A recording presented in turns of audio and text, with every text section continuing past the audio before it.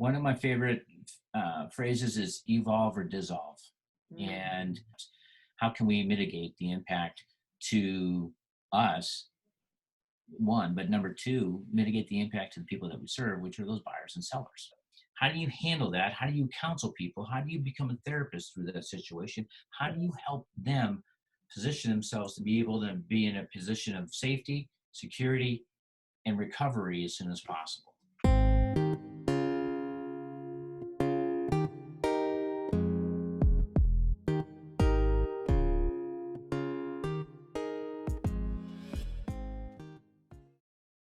Hello, everybody, and welcome to another episode of Ask Jameen. I am Nikki Willis, and I'm Jameen Willis. And today we have a very special guest with us. So it's not Ask Jameen today. Today is Ask a Broker Day. And we have brought in our broker, Tim Kuptz. Tim, say hi to the folks for us. Hello, folks. How are you? All right. So we brought Tim on because, as you know, right now we are in unprecedented times. The whole entire world is dealing with this pandemic of COVID-19, also known as the coronavirus. We do want to say from the Willis team, our hearts and our prayers are with you all.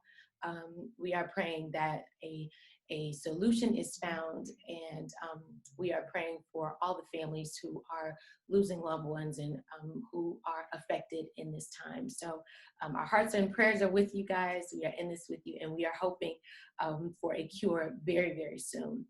And so with that, we wanted to bring Tim on because from the Willis team, we are always dealing in real estate. We have seen ups and downs, as we have shared with you all. But Tim has seen these ups and downs as well. Tim, how long have you been in real estate?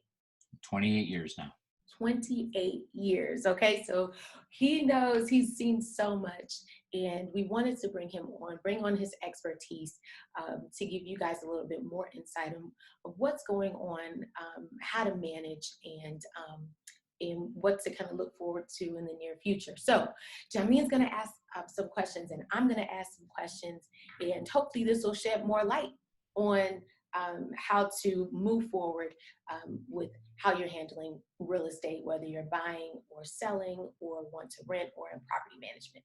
All right, maybe you got the first one. Cool. So thanks again, Tim, for being on the podcast. I wanted to bring you on to give a perspective from a broker standpoint. You know, with me being in real estate for 21 years, I don't know everything. And it's always good to have a good perspective from another person that can shed light, whether it's a loan officer, a broker, or a home inspector. And so that's why I like to interview different people from different aspects of real estate. So for the people who don't know the difference between an agent and a broker, just briefly, can you describe, of course, I know what you do as a broker, and I certainly appreciate everything that you've been doing, especially during these times. Just stepping up, being a leader, providing us with guidance, providing us with information. But for the people who don't know all of our real estate lingo and language, just briefly tell people what your role as a broker is and what all that entails. Well, thanks, Jameen. I will do that. But first, let me say thanks for having me on. I appreciate it. And you prefaced this question with saying that 21 years in the business, you don't know everything. The interesting thing is, after 28 years in this business, I think the thing that keeps me excited about coming to work every day is the fact that I know I don't know everything. Mm-hmm. It's truly I think a gift to me from God that I get excited every day to come to work looking for that nugget of information that I didn't know yesterday, that I can carry home and share with my family, or more importantly, share with other people to help them steer clear of a potential trouble, or it be a magic pill that helps them serve others and build their businesses. So it's great coming to work every day. And, it's truly a blessing to be able to do something you love. Love it as much as today, 28 years, as I did the first day of business. So it's exciting. Wow. But my role as broker is really complicated. And when I agreed to be in the role of broker, I don't think I fully grasped everything that it would entail. Um, a lot of people don't understand this, but people can own real estate companies, but not be the broker of the company. So you can be an owner and be that person that's financially responsible for all for the accounts receivable, accounts payable, and paying commissions. And then you can have a person that runs the business in terms of compliance with the state and actually be the target for the state should something go wrong. And that person is the broker. It's the guy that or gal that overlooks all the people. And first and foremost, with my license, being the broker's license, is compliance with state law.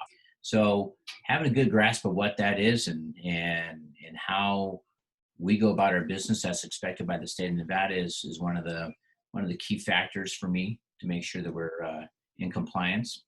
And how does that compliance factor into our practice, and how does that practice translate into service for our buyers and sellers and tenants and landlords that we serve? The other part is really critical is education. The other part, and this is something that I enjoy, is motivation. I'm responsible for motivating people. And, I think it was Zig Ziglar who said motivation is like Chinese food. You get full on food, you burp, and then you're hungry again. That's true. That is true. Motivation is something that needs to be done all the time, consistently. Motivation can be a lot of different things, but most importantly, I think it's being just really positive in pointing out opportunity. Coaching is another role that I have, and that's sometimes people are looking to build a business in a manner that they see see in their mind, and it's good for me to sit down and talk to them and poke holes in their ideas. Sometimes it's just plain devil's advocate to really test their appetite for really pursuing what they're talking about pursuing, because if their heart's not in it, it's never going to be success. So it's coaching that. Researching is another thing that I do a lot of. Learning about what the next steps are. Where's the market moving? Where are there facts and data that I can transmute to my brokerage and help those agents be effective in serving their buyers and sellers and clientele. Dispute resolution, of course, I get called in from time to time and handling those as well. I bet that's your favorite. That's your favorite part, right? Thankfully, the brokerage that I get to lead are full of real estate agents that are at the top of their game. So dispute resolution is really, really rare for me, which I'm thankful for. And if I'm going to be a broker of any type of real estate firm, I want to be that of a broker of quality agents, not quantity agents. Yeah. So, I've been blessed in that respect that we have a great company of agents that average 13 years experience. So dispute resolution is not too often. But I'm also very thankful that if there is a dispute to resolve, it gets to me quickly, not at the last second. So that's fantastic as well. Right. Couple others just to complete the question is being an activist for whatever cause we might need to get behind, especially at the legislative level. Homeowner and property rights are really, really important to us. And, you got to serve property owners, and then there's also service to people that need to rent properties, and how do you balance that? And we want to make sure there's equal access and fair access to real estate and shelter. Shelter is one of the 3 basic needs. Community involvement coordinator, we do as a company, sometimes we get out and do things to serve our community, and we find opportunities to where people need help, and we rally the troops behind that as well. And last, and it's probably the job that I'm most ill-suited for, and that is therapist. My wife calls me a Neanderthal, that I really don't have that empathy side to me. Oh, okay. But it does come out, and so I'll sit there and listen and play therapist from time to time. But as overall, the roles of broker is really, really complicated. A lot more complicated than I thought. But at the same time, the things I get to do in order to serve in my role as broker, I would never give up. I love it. Wow. That's awesome. That's Now, Tim, awesome. I do want to give you credit as your jokes. They are a form of therapy, at least for me, at least. So I may not need the empathy, Y'all have the but same sense of humor. we really do, and Y'all, that's why I love being part of Remax Advantage, and that's actually a large part of why I like you as my broker. You know, I like y'all got the the same sense of sarcasm, the jokes. humor. You know, it keeps me sane, and I would say other people would feel the same way too. So speaking of keeping sane, I mean, you think about over 27 years, and I was just thinking about, you know, when all these things came down, if I had a title, it was like how to survive and thrive during these trying times. So if I came up with a title, that's what it would be. So thinking about 27 years being in real estate as being a broker, you've seen the 9/11 happen. Yeah. You've seen the housing crash in 2008 happen, and now we have this thing going on here with the coronavirus. You know, seeing all of those things happen, what would you say that has been the biggest thing that has allowed you to continue to survive and thrive through those things that happened in the past and what we're seeing right now? Well, you know, those events you're describing, they're they're catastrophic. You know, I'll never forget standing in front of the TV looking at the towers crumble and in complete disbelief, standing next to my wife. And our first son was, I don't know, I don't even can't remember, maybe 11 months old. And it was just, it was just amazing. It's like, holy crud, what's going on to us in our country? But, you know, no matter what the situation is, I think the first order of business for me is I put my faith over fear, and that fear really doesn't help anything. And I think what's important for having a calming sense is to have your faith first. Um, and what was different about 9/11 and the mass shootings that we had here on 1 October, those were jolts. You know, they had 5, 6, 7 days. You know, it was a big event, and then we had this thing, and it got over quickly in terms of the normalcy of business transaction and people's lives coming back together. Yeah. Whereas in 2008, in our housing crash, there was really no end in sight in that. And one of my favorite phrases is evolve or dissolve. And so in that particular case, handling that situation, once again, as a leader, you have to be calm. You have to, I have big shoulders, thankfully. And you just have to be that stable leader of I guess everything's going to be okay. And by that, here are solutions and things that we can engage to ensure that whatever blow we're going to take as a result of a recession, or in 2008, the housing collapse, how can we mitigate the impact to us, one, but number two, mitigate the impact to the people that we serve, which are those buyers and sellers. Yeah. And so in 2008, the evolve or dissolve really became apparent, and that is that you know, where the day before, you know, it was almost instantaneous what happened and changed. But it's like, you know, in 1 month, let's say it was May, we're just helping the next guy buy the house after next guy after house, next guy after house. I mean, it was crazy because they were just going, and then boom, just like that, It just it stopped. Yeah. And then everyone was like, okay, what's going to happen next? Well, pretty soon, all of a sudden, it's just like that rock on the ledge. It teeters, and all of a sudden, boom, it falls. Yes. So how did we manage to fall? Well, you know, there were going to be casualties. We lost 1/3 of the real estate agents in our company. Wow. We lost 1/3 of the real estate agents in Las Vegas at that time. But those that understood that they needed to evolve survived, and that's how do we become adept in handling short sales. You know, thankfully our brand Remax compensated all of our agents to be able to go and get their CDPE designation, which was how to handle people through the short sale process, how to help them look at their alternatives, because the short sale wasn't for everybody. That's why we ended up with a massive property management division here. But how do you handle that? How do you counsel people? How do you become a therapist through that situation?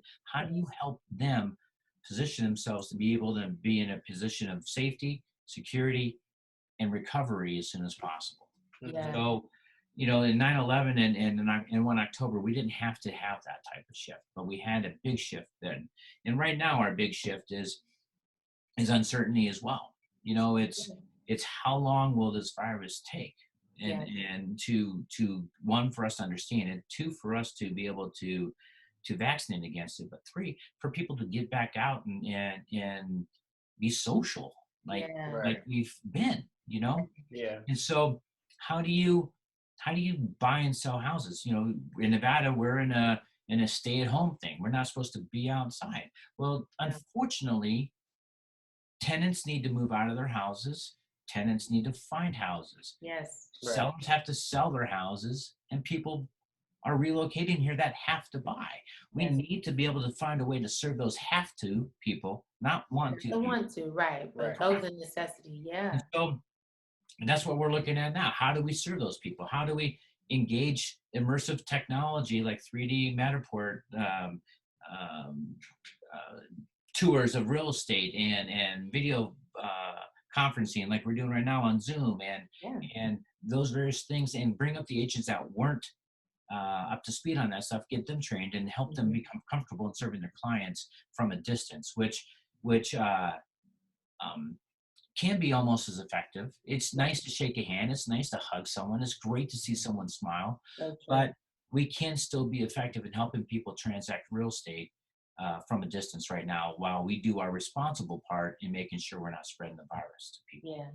And you know what? One of the things that I absolutely love about RE/MAX Advantage is, Tim, when you found out that this was really going to hit hard and really affect this area, RE/MAX Advantage came out almost instantly with, what we needed to best serve our clients, to best serve buyers, to best serve sellers, with, making sure that we were equipped with different types of letters, different type of protocols, to make sure that, yes, we're staying safe, but we're also, like you said, serving those who are, in that realm of necessity and that need to move and need to buy right now, because those things are still happening. RE/MAX Advantage really got on top of that and ahead of that, so that we were able to go from a proactive standpoint instead of from a reactive. So far from a reactive standpoint. So kudos to RE/MAX. Yeah, well, I appreciate that. I love the situations where we have to stay up late, stand up, and react and respond quickly to situations. And I firmly believe being on the front side of communication, me driving the communication versus responding to people, because I may be able to manage my time better. But it's so true. Now times like this, we really need to be focused on facts. So I want to make sure I'm delivering as many facts as possible to you guys as real estate agents. We can't peddle fear. It's weird to open up Facebook and see people using fear as a motivator for people to do something. It's just tone deaf. I don't understand it. Yes. And it's very insensitive, isn't it? It is. But we like we do in normal times, we need to make sure we stay in that place where we don't operate from fear, but we're rooted in being service minded to our clientele and to the public, and that we're rooted in providing solutions, because there's a lot of questions out there that we have answers for, and we just need to make sure we're getting those answers for those people. And gosh, we need to be helpful. I love the stories of people. You go to Nextdoor or your Facebook and saying, "Hey, I'm going to this store. Can I pick up anything for anybody?" And that's the thing that we just need to be focused on, is we are really community. That's real estate agents. Yes, we sell houses, or yes, we manage properties. But the reality of it is we're real people. We're in the community. We serve the communities in which we live, and it's more than selling homes. Yes. It's taking care of our neighbors, bottom line. And Absolutely. so, it's a time for us to become skilled in technologies that we may have said, okay, one day I'll go ahead and learn that. Yeah, Not one now's day. the time. Now's the time. If you don't understand Zoom, you better. True that, and that's the cool thing that Remax will be making an announcement today regarding Zoom for all of its agents across the globe. But it's a great time to make sure you're going to evolve, Yeah. because if you don't, it's your value to society is really intrinsic upon you and your education and what you bring to somebody. And as I was just sharing with my kids earlier today, um, the more people you can be of value to, the greater impact you will be able to have in life. And if you're looking to have a level of success, you got to base it on how many people you impact, Yeah. and can change their trajectory, and through changing other people's trajectories, you can change yours. Yeah. If you got big dreams, you got to work, but the reality of it is you got to work on yourself to be able to work for others. That's true. So that's what we need to be doing now as much as ever, quite honestly. All right. Go, Tim. Amen. Yes. Yep. So, This is so good. us at the Willis team, we're making major changes from using Zoom to do our interviews, switching things from video to a podcast where people can listen 15, 20 minutes in the car, switching our in-person seminars to webinars. Yep. We're doing as much as we can to inform, to educate people, and to continue to provide excellent service as we have been doing. And so one thing for me is I just looked at the history and I said, well, we made it through 9/11. We made it through the housing crash. I wasn't here when we had the mass shooting. But we made it through that, and we will get through this too. Yeah. We will get through this also. So I look to history as a reminder that things happen in waves and cycles, and we just wanted to put things out to encourage people that we will get through this too. We have to make shifts. We have to make adjustments. But we will continue to move forward, and we will continue to provide that excellent service that people want and need in whatever time period, whatever situation that we're in. So the final question is, nobody has a magic crystal ball and can predict the future, but if there was one major key that you would say that is a major key to surviving and thriving during these times and difficult times period, and there's going to be something else when we get through this, what would you say would be like the major key to surviving and thriving in trying times? So, history repeats itself. We may have not had this type of problem before, but we're going to have something else, and we have to keep moving forward. What would you say is like that major thing, the major key that will be the thing that keeps us surviving and thriving? To me, it's consistent. It's a core value, and that for me is remaining in curiosity and staying out of judgment. No two situations are going to be the same. However, there's always key things to be learned in each situation. And as you analyze those things that you're learning, how can you translate that into being of service and supporting to the community in which you're working? And those are really the critical things. Is being open-minded, taking in the information as you can, not just information from the channels you want to hear it, but information objectively, and say, okay, knowing these facts, knowing this information, how can I put that into action here to be of service and support to my agents, or to my buyers and sellers, or to just my tribe that I serve every single day, and be a leader through that authentically, not in terms of what can I get out of this, it's what can I give to this. Yes. And those are really the critical things. But more importantly is understand that you can't wash away the problem or just hide from it. You got to be actively engaged and learn from it and evolve through it. Bottom line. Yeah. So in this particular case, with the virus, yeah, we're supposed to be in homes or I mean in our house and doing this stuff, but our agents are learning in the process, taking in all kinds of different avenues. I mean, think how cool this is versus 9/11, where we have YouTube all over the place. You want to learn about how to use Zoom. Yeah, you can go to Zoom, but then you could go to YouTube and learn how other people are using Zoom with Yeah. these cool little best practices, Yeah. or Authentisign and desktop signatures, or Mhm. or doing video showings of houses by yourself in vacant homes and broadcasting that. And Yeah. it's just a great time to be curious and learn and know that you need to evolve. Mhm.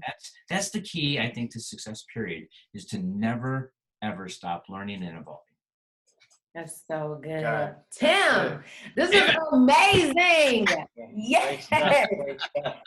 Wow. I tell you one thing, if there's one word that I can share about this guy, it is integrity. Mhm.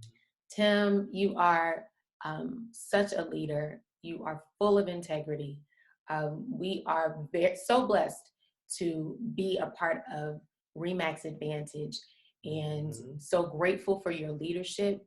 Not during this time, but even far beyond this time, and how you have led this team and this company from such a place of integrity. We appreciate you. Thank you so much for being on. Listen, y'all, the coach Tim came out today. The motivator Tim came out today. The preacher Tim came out today.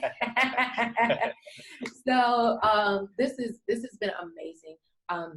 Guys, again, there were so many nuggets in this podcast, in this very episode. Evolve or dissolve.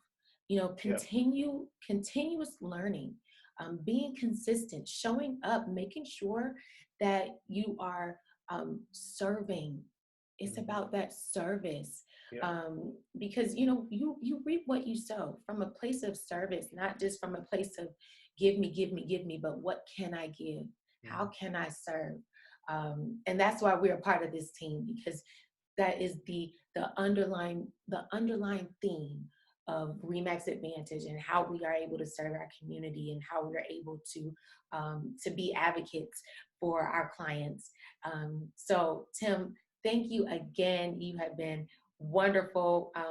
I can't wait to get feedback on this one, because I know people are gonna be really blessed when they hear this. All right, guys. Well, I really thank you. Just I want to add real quick. Just thank you guys for representing the company like you do. Integrity, service-minded, careful leadership as well in terms of protecting our clients. So it's a great pleasure to be able to serve you in your business as well. So thank you for having me as well. oh, well, thank you, Tim. Thank you. Thank you. So this has been another episode of Ask Jameen. We'll see you next time. If you have a real estate question, send us an email to the Willis Team LV at gmail.com. And to get more information about us, you can reach us at the WillisTeamLV.com. Yeah. And we will see you next time. All right. Bye. Bye-bye.